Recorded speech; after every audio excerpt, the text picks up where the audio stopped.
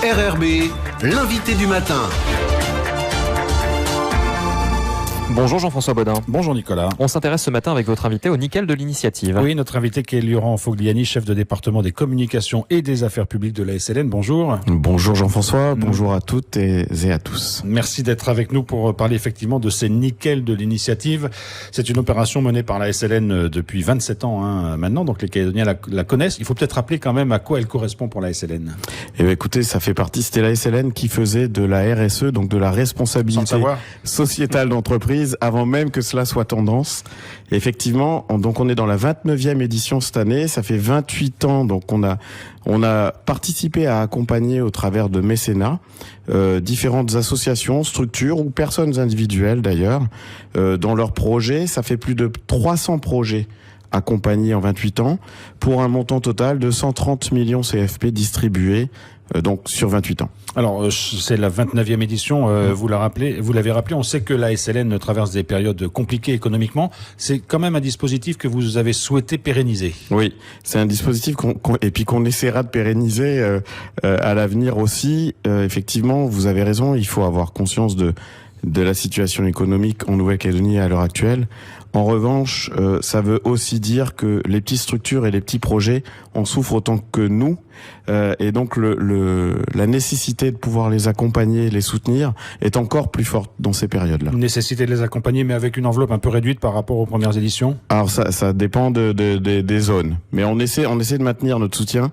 Et puis de couper ailleurs en fait, c'est pas plus compliqué que ça. Alors pour cette édition 2021, parce que ça aussi c'est quelque chose qui a changé l'an dernier, avant il y avait des projets dans de nombreux secteurs d'activité qui pouvaient être récompensés la même année. Là vous êtes sur du monothématique en quelque sorte. Alors c'est vrai que ça fait 2 ans, on a un petit peu diversifié la manière dont on voulait s'organiser. D'abord effectivement on donne une thématique. Depuis 2 ans, l'année dernière c'était la thématique culturelle, parce qu'on savait qu'après le premier confinement, il y avait eu quand même un gros impact sur toute la culture en Nouvelle-Calédonie. Ce qui est aussi vrai cette année, c'est juste que on essaie de donner une thématique par an. On a également changé un petit peu l'organisation. Dans le passé, on avait des projets qui étaient portés sur toute la Calédonie, mais avec un seul jury à Nouméa et une remise de prix à Nouméa. Donc maintenant, on a aussi entre-temps, la SLN a aussi entre-temps déployé une politique RSE avec une direction responsabilité sociétale d'entreprise. On a ouvert des bureaux de relations communautaires sur l'ensemble de la Nouvelle-Calédonie, enfin de la Grande Terre en tout cas. Et donc on s'est appuyé sur ces nouvelles structures pour être plus proche du terrain et aller chercher un peu plus d'engagement et de partage en fait. Donc ça veut dire qu'on a fait l'an dernier 3 jurys. Donc on en a eu un sur la zone nord qui était à Vaud, un sur la zone est et île qui était à Wailou et un sur la zone sud qui était à Nouméa au centre culturel Chibaou. Ça avait tout son sens avec la thématique culturelle.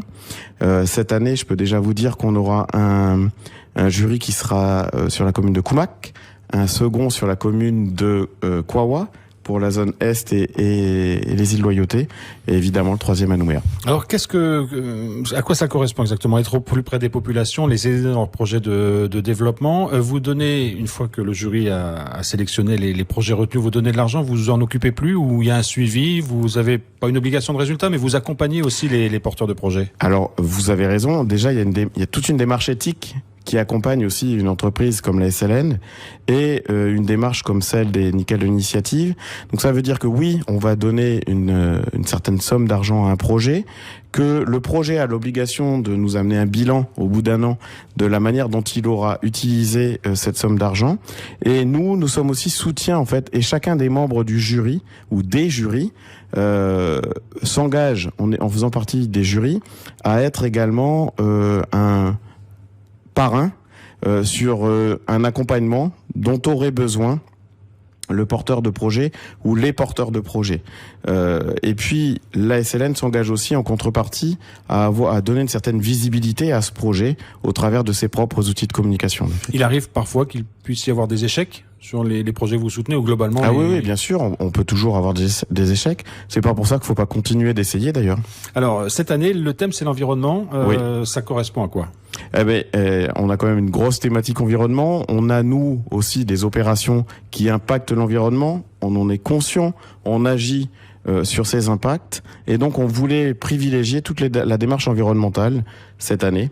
Alors, ça peut couvrir différentes thématiques à l'intérieur de l'environnemental.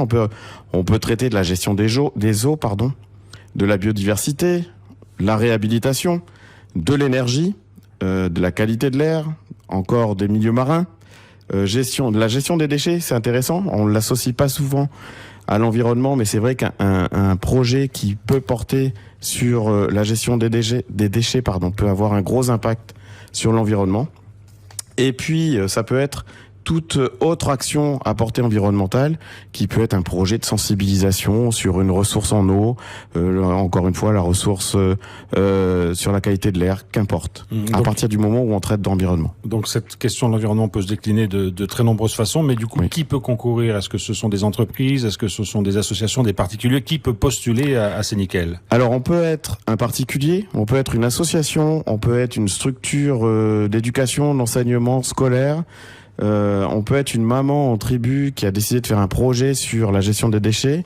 On peut être un enseignant aux îles, ce qui était le cas d'ailleurs. On a eu 2 dossiers des îles qui ont été déposés au nickel de l'initiative l'an dernier, qui étaient montés par des enseignants sur les îles. On peut être une association plus ou moins grosse d'ailleurs sur l'ensemble du territoire et qui veut développer un nouveau projet. On peut être une petite structure. Je pense à une personne que je connais qui fait de la sensibilisation à la ressource en eau.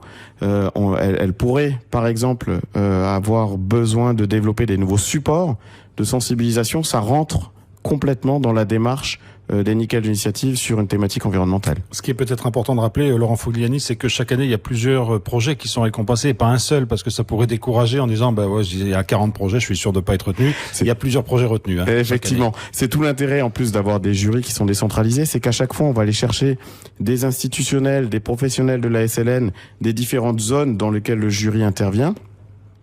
Et on va à peu près remettre entre 10 et 13 prix par année sur les nickels d'initiative. L'année dernière, 10 et 15, pardon. L'année dernière, on en a eu 13. Où est-ce qu'on en est dans la démarche aujourd'hui? Les dossiers peuvent être déposés déjà. Il faut même peut-être pas trop tarder parce que les choses avancent, quoi. Alors, vous avez raison. En général, on laisse à peu près 2 mois aux porteurs de projet pour pouvoir récupérer le dossier, monter le projet et nous le redéposer. Donc on a lancé la démarche le 12 juillet et la date de remise des dossiers, de clôture de la démarche, c'est le 10 septembre prochain. Donc là on est au milieu. Il vous reste un mois pour venir chercher vos projets. Allez les dossiers, pardon. Donc on les trouve où les dossiers? Ah, bonne question. Merci de l'avoir posé. On les trouve sur le site internet de la SLN. Donc on peut le remplir en ligne et puis le déposer sur le site internet sln.nc. Et vous pouvez aussi les trouver et les retirer en format papier sur n'importe lequel des bureaux des relations communautaires. Donc je rappelle, les bureaux des relations communautaires de la SLN, il y en a un à Thio, un à Kwawa, un à Wailou, un à Koné. Et évidemment, vous pouvez venir rejoindre l'équipe communication à Donyambo et retirer un des dossiers papier pour le coup que vous nous redéposerez le 10 septembre, avant le 10 septembre. Ça peut faire un petit peu peur de remplir un dossier, il n'est pas trop compliqué à remplir. Non, c'est assez simple. Voilà. C'est assez simple. Avant le 10 septembre, ensuite le jury se réunit et on connaîtra au mois d'octobre-novembre les lauréats. C'est ça. Alors les délibérations du jury se feront entre le 11 et le 22 octobre, puisqu'il y a 3 jurys, donc on se déplace à chaque fois. Et donc entre le 11 et le 22 octobre sur les 3 zones. Et les remises de prix se feront entre le 15 et le 26 octobre de cette année. Laurent Fogliani, merci beaucoup d'avoir été avec nous ce matin. Merci pour l'invitation. Bonne journée à tous.